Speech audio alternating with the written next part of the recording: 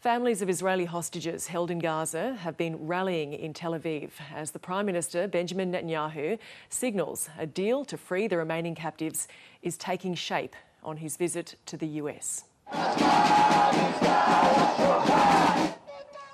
Protesters chanted as they marched, urging Mr Netanyahu to confirm the agreement has been struck when he makes his address to a joint session of Congress tomorrow. We know that there are still lives to save. There are still 120 people who must come back to us, and knowing this just makes it more urgent to bring them back home and to make this still happen.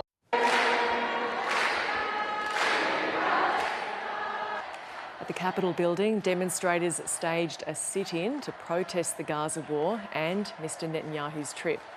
Police quickly moved in to break up the protest. Alongside his speech to Congress, the Israeli leader will meet with the US President Joe Biden, the presumptive Democratic nominee Kamala Harris, and the former president and Republican candidate Donald Trump. In Washington, Mr Netanyahu told families of the hostages a deal to secure their release is inching closer. We are determined to bring them all back. The conditions to bring them back are ripening, for the simple reason that we are putting very, very strong pressure on Hamas, and we are seeing a certain change. And I think this change will grow, and we intend to do it. This is a war goal. Meanwhile, 14 Palestinian factions have voiced support for a post-war unity government at talks hosted by China. That will include the rival groups Hamas and Fatah, which have failed to unite the two separate Palestinian territories, despite multiple attempts. The US is backing Israel's position that Hamas can't be involved in a future Gaza government. Hamas has long been a terrorist organization. They have the blood of innocent civilians, both Israeli and Palestinian, on their hands.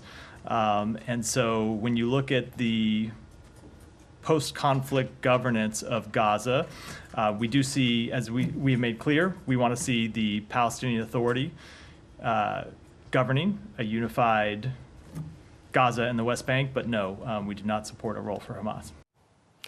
On the ground in southern Gaza, Israel has ordered tens of thousands of people to move from the city of Khan Yunis as it renews its offensive in the area.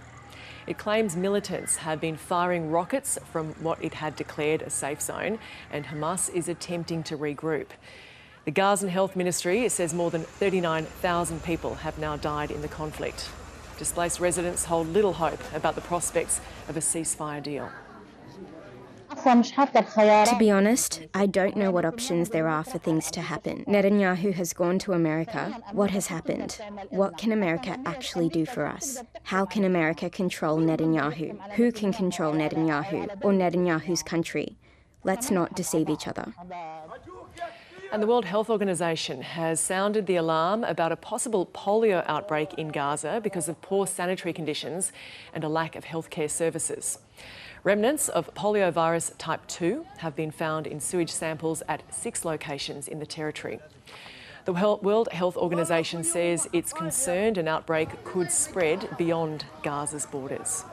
With the crippled health system, lack of water and sanitation, as well as lack of access of population to the health services, specifically primary healthcare services, this is going to be a very bad situation that we may face in Gaza, and we may have more people dying of different communicable diseases than from the injury-related conditions.